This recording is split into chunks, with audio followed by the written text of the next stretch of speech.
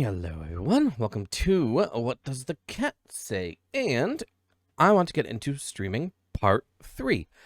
Today's streaming information setup stuff is going to be kind of technical, and I will do my best to explain stuff. And of course, as always, if people have questions, if you're on my Discord, feel free to ask, and so on. But this one will be fairly technical. And this is going to be a mix of, we're going to start with microphone setup for your streams, and then advanced audio setups. So we'll start with the microphone first, because that is going to be out of the two of them, that's going to be the most crucial thing to kind of look at, since that is going to be part of the first impression people will have when they tune into your stream. Besides, what game are you playing, what your model looks like, it's going to be how clear are you at talking and communicating. And that's the biggest thing I'm saying. It doesn't have to sound crystal clear. It does not have to sound like you're sitting in some $1 million studio using like a $10,000 microphone. But if there's not a nice bit of clarity in being able to understand what you're saying, can be a little problematic. So hopefully this can help you set that up. So biggest thing about that is with your microphone is there's two things. One, we'll start with volume. Now, when you're in OBS, there's the audio mixer, and it has all the audio sources that are playing in that scene of yours, including your microphone, and there is a thing called the levels. And what it's doing is when you talk in your microphone like I am right now, an audio source is playing, you'll see, the audio level thing bounce up and down as the audio goes through. And here is kind of a good little, kind of rule-ish to kind of look for when working on this stuff. So what it is green is quiet, but good. Yellow is decent and okay, and red is louder as long as you are not hitting that 0 at the top, 0 dB or decibels. So how I have it set up is if you can get, when you're commonly talking on your microphone, if it sits and pops up into the red for your louder moments, you are fine. If it's always in the yellow, you are good. But as long as it's filling up the entire yellow little section of the audio mixer levels there, you're good. And if it's only in the green, you are probably a little too quiet and need to increase the volume. And what's cool about all these things too in the audio mixer, especially the microphone, is you do have a volume slider. So if you are, because there are, and here's the thing too, every microphone is different. Every microphone has its own personality, profile with sound, and also gain and just volume coming out of it normally. So that's the biggest thing too about a lot of this stuff, is it's going to be very dependent on what you are using. So start, of course, by recording or maybe just like test streaming. Talk normally and look at what the audio mixer is doing. If your normal talking shows it like maxing out that audio colors all the way up into the red, all the way up to 0 decibels, and it does not go down ever, your microphone is probably blowing people's ears out. So for that, a quick way to fix that would be to adjust the volume slider and bring it down, -5 decibels, -10, so on and so forth. Adjust it until when you're talking normally, you sit in the filling up the entire yellow section, which is between -10 and -20 dB, and getting into the red. It doesn't need to be always in the red, but if it's getting into the red, you are doing good. And that's going to be okay. You are not what's called peaking, which is when like it gets so loud and stuff that your microphone starts to cut itself off. And there are ways to adjust this too. So that is the first part. Now the second part, to make your microphone sound extra nice, are filters. And this is where I use and others use to help get background noise to be not in there, to help bring the profile of the microphone to life a little more, and also help so you can get your voice to sound a bit more like how you want it to. So when you're looking at the audio mixer in OBS, you'll see two buttons at the end or bottom, depending on how you have it laid out, of the levels. And there's the speaker or the speaker symbol and 3 dots. The speaker symbol, it just shows whether or not that channel is muted or not. And then there's the 3 dots. Click on the 3 dots and click on filters. And for you, you're not going to see squat. You're going to see empty. But there's kind of similar to the sources. You should see a plus symbol, a trash can, and 2 arrows. So the plus is where we're going to start with our filters. And the ones that I'm going to specifically mention and talk to you through today are noise suppression, gain, and limiter. There's another one called compressor, which I will touch upon after. But the compressor one is going to be one that you're going to have to do some of your research on your own, because I can't do all the work for you, no matter how much you want me to. Nah, that one is going to be microphone specific. But, so click on the plus symbol and start with noise suppression. Now, noise suppression is kind of how it sounds. So this is what's going to help get rid of that background noise. Like, for example, right now, I have an air conditioner going on in my bedroom, which is where my streaming setup currently is. You can't really hear it. And when I'm not talking, you don't hear it either. You hear silence. And that is part of that. So when you turn on the noise suppression, there's going to be the methods on the few options. Now, you may have more or less options depending on your graphics card. So for example, I have an RTX 4080 for my graphics card. So I have a few extra options that are NVIDIA specific that use extra calculating hoopla with my graphics card to do the noise suppression. But the 2 you should see anyway are RN noise and SPX. Personally, myself, I use RN noise because it's a bit better quality between the 2. And I do have a pretty strong CPU in my computer, so it can handle using that. Now, of course, that is going to be one too where it's going to be dependent on your computer's performance power.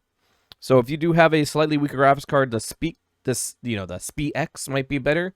Or try to use the RN noise and figure it out. And then for those who have an NVIDIA card like myself, the NVIDIA noise removal and echo removal, those are some really good quality noise reduction as well.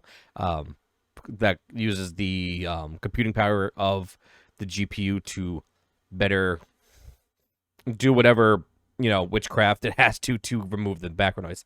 However, I will put a asterisk from my experience, and the reason why I don't use that is if you use a live 2D model and play some graphically intensive games, I have found that NVIDIA noise removal to fail. And from what I remember, it basically shuts off and you hear everything that the noise suppression was getting rid of. So I would personally recommend sticking with the RN noise option, just because when you're playing games and stuff, streaming and whatnot, if you are going to be doing the game, like the gaming side and not just doing chatting, your graphics card could potentially be getting, a lot of resources of it being used already. And adding that noise cancellation, or noise suppression, I should say, can just add to that. So I've found that the CPU options like RN noise and stuff is a little better. But that's one of those things where we'll be dependent on your system and experiment. That's the big thing. I know RN noise and NVIDIA noise removal are both great options. It just depends on how your computer handles it. So that's the first filter we're going to add. The next filter we're going to add is gain. Now, this one is one that is not fully necessary and depends on your microphone. So, for example, my microphone, I have the Shure SM7B. It's a very expensive, very fancy microphone, and it does not have any kind of amplifier or phantom power going through it to my audio mixer. Thus, it is actually very quiet. So, for example, if I actually turned off the gain I have set up, my microphone is, a little quieter. Nothing too ridiculous, but it is quieter. Where using that gain just helps so that way I'm a little more clearer, a little louder. So when I'm playing like a very loud game, I'm still heard. So that one is one where, to try out and adjust if you if you do need it. If not, so be it. And it's not, not the end of the world. So that one again too is a bit of an experiment. Adjust how many decibels of gain you use, or if you use it at all. You may not need to. Now the next filter we're going to add is actually one that's going to be, I would say, a crucial one. So have you ever noticed how sometimes, say, a streamer's playing a horror game and something scares them and they scream, but their microphone doesn't do that thing where it goes, ow, where it peaks and basically cuts off the audio, but instead you can hear the whole scream coming out of it, is most likely they're using a limiter. And this basically just takes it so the audio output can't go past a certain threshold. So this one is critical. And how I have it set up, and I'd recommend setting it up when you do this, so when you do the plus symbol and add a limiter, is set the threshold to -3 decibels. So that means when you're looking at that little meter level thing in the audio mixer, you can scream to the high heavens right into your microphone. It will never go any louder than -3 dB. And then for release, do 60 milliseconds. That's just how I have it. That's how I got told to through research. So I'm just going to say do that. I don't know what happens if you increase or decrease. So, yeah. And so those are the 3 critical ones. And then, like I said, the last one that is recommended, but is not one I'm going to go too in depth about, is compressor. Now, compressor is one that you will need to do research on your own of what microphone you have. If you're using just a gaming headset microphone, compressor is not going to really be any benefit. If you are using actual standalone microphones, this can help a lot. So for example, before my current microphone, I was using a Blue Yeti, and the Blue Yeti sounded okay, but using a compressor really helped just improve the audio quality and whatnot, and just helped kind of I think it narrows the audio profile from what I understand. I'm not an audio engineer, so I could be talking a little out of my behind. Oops. It just helps the audio quality sound really good too. And then one last optional audio filter is also the 3-band equalizer. And that is one where it's kind of like adjusting the levels on your car when you want your car to, you set up you adjust the high, medium, and low levels on your car. That's what this thing does for an equalizer. So if you do want to adjust it a bit and make it so you have less bass coming out or more bass coming through or whatnot, you can use that as well. That is an entirely optional one, and whatnot. So that is filters for your microphone. Now, one last thing I want to say about the filters for the microphone is the filter order placement, from what I've been researched and tried myself, is important, as it is one of those things where the filters at the top of the list will be used by the filters underneath, and so on. So for this setup, what I recommend is, for the order of filters, is noise suppression is at the top. If using it, compressor would come next, then gain, then limiter, and then anything afterwards. Like for me, I have a reverb one if I try to do any kind of singing. But that is the microphone setup for you to put on filters to help improve and adjust the audio of the microphone. Now for the very technical part of this, and that is advanced audio setup. So for anybody who might catch my live streams or anybody else's, also I realized I just went to the wrong thing. I'm gonna go back. For anybody who catches my live streams or others, may notice that, hey, I don't hear all of their Windows audio. I don't hear any duplicated audio. I don't hear anything else. Or they have Discord going, but then they can mute Discord, or they'll have a certain song going, they can.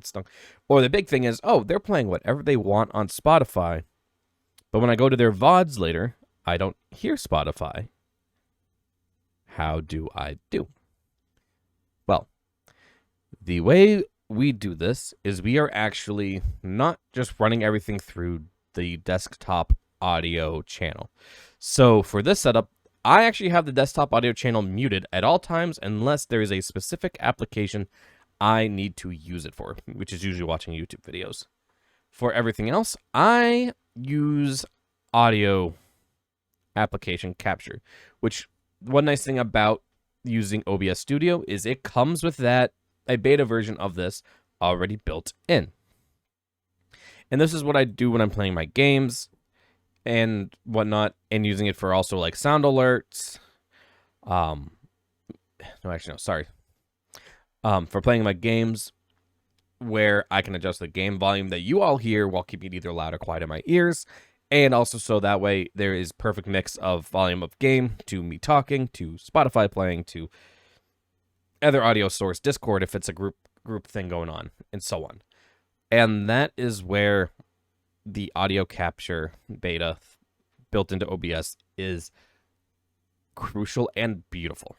So how this goes is as follows. So you're in your live scene and you've picked a game. So for example, I will just because it's a game that I've been playing a lot recently, I've been playing Wild Assault. So for me, I have in my sources a game capture called Wild Assault. Now, here's a little thing that heads up. When you are creating a application audio capture, you cannot name it the same thing as the game capture. OBS does not like that. So usually how I do the naming setup is it'll be this. I will do a game capture and just name it the game that I'm capturing. So for this example, again, is Wild Assault. So I would go hit the plus, game capture, Wild Assault, do the whole setup of capturing that specific window, and have that going. Next, I will click the plus, click Application Audio Capture, and then name it something like Wild Assault Odd or Wild Assault Audio. And then when you hit OK, it'll come up with which window you want to try to capture. You select it, and then when it comes to window match priority, this is again where I say choose the option of match title, otherwise find window of same executable. So that way, if for some reason the window name itself changes, OBS knows, okay, just go to this, it's the same executable, use it. And then you will notice that when you do that, in your audio mixer, a new level thing will appear that is that audio source. And so that way you can adjust how loud it is for your viewers, and so on. And then if you need to, you can mute it. And what's great too is it only captures that. So that way, if you want to be, say, sitting in a Discord call, but you don't want Discord to be heard by everybody on stream, it won't happen unless you add an audio source that's specifically for Discord. And that's what I and a lot of streamers have been using. So that way I can have microphone volume and my game volume adjusted in a way where one's not overpowering the other. I have dedicated volume controls for my Discord if I'm in a group chat for a group game. If I need to have Spotify playing, excuse me. If I want to have Spotify playing at a certain volume, and so on. And this also helps set up ways so that way you can set up your Twitch VOD to not have music. And that is the next big part. Because that's one thing you will notice, especially with, for example, my VODs. I will play Spotify and for the most part play any music I want. But when you go to my VODs, you hear no music from Spotify. And here's how I do that. So while in OBS, go to Settings. Go to Output. And under Output, you'll notice how there's Streaming Settings and Audio Track. And then underneath, underneath the audio encoder, there is Twitch VOD Track. So Audio Track default is set to 1, and I'd say leave it there. Underneath where it says Twitch VOD Track, check that off and click 2.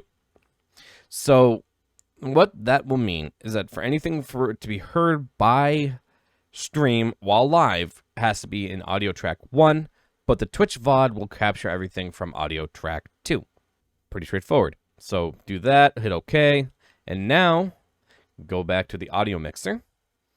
And you should see two things under the big audio mixer dock there, which is one looks like 2 cogwheels, which is the advanced audio properties. We're going to click that, and you're going to grab a new window. That's going to be a little overwhelming. Thankfully, we're not going to touch much of anything here. But the big thing is, if you look at all of your audio sources, all the way to the right, you will see tracks going from 1 to 6. So what you want is any audio source that you want to be heard by your stream while live, make sure the 1 is checked off. And then for anything you want to be heard in the VOD, make sure it's checked off in track 2. Or for me, I don't want Spotify picked up by the VOD, so I make sure track 2 is unchecked, but track 1 is checked off. So that way, Spotify gets piped out to the live stream, but when the VOD is being made, Spotify does not get picked up. And so that is the easiest way to do that, and that's how you do it, so that way things that are heard, if there are things that are heard on stream that are fine for when live on stream, but you don't want it to be in the VOD, you can do that so that way it does not get heard. Additionally, one other setting I want you to look at is audio monitoring. If you have custom alerts that are being used through Streamlabs, Twitch, or Stream Elements, a lot of them have audio, and now and again you may run into this oddball situation where you can't hear them. You see them pop up on your screen, but you can't hear the audio, and chat might be able to, but you can't. That is where audio monitoring will come in. So what you do is you look for the name of your source that is your alerts. Most likely you'll call it alert. You could call it something else. And under audio monitoring, set it to monitor and output. So what monitoring is it's basically taking the audio source and piping it to your headphones. So that way, if like, say you wanted to always hear your if you want to hear what your voice sounds like through your microphone, you can set it to monitor and output, or monitor only where you hear what you sound like.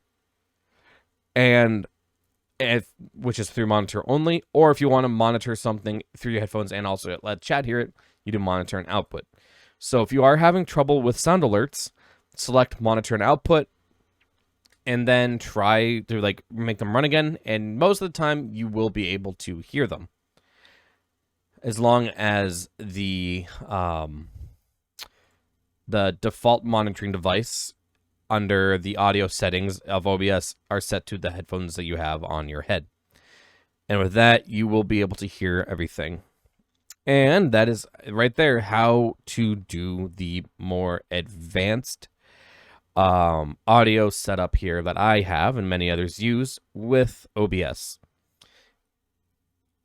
And there is one more recommendation I have when it comes to audio stuff that's actually back towards the microphone, and that is to set up a shortcut of some kind to mute your microphone. So if you need to talk to somebody outside of the stream in like your IRL space, go BRB, etc., instead of it's a way to, instead of having to go over to the audio mixer itself and click the mute button, as you probably just heard me with that little goofiness, like the little mute icon in the audio mixer, it can be a keyboard shortcut, or if you're somebody who wants one or has one, you can use a Elgato Stream Deck to set a mic mute thing as well.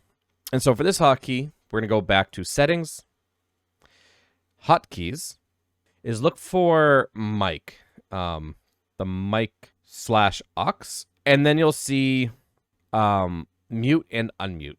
And so basically just do is just like any kind of hotkey, you just choose a key on your keyboard or your mouse, and set it to that. And so that way, if you do have to step away from your stream, you can just tap or press of a button and mute it, and then unmute it when you come back.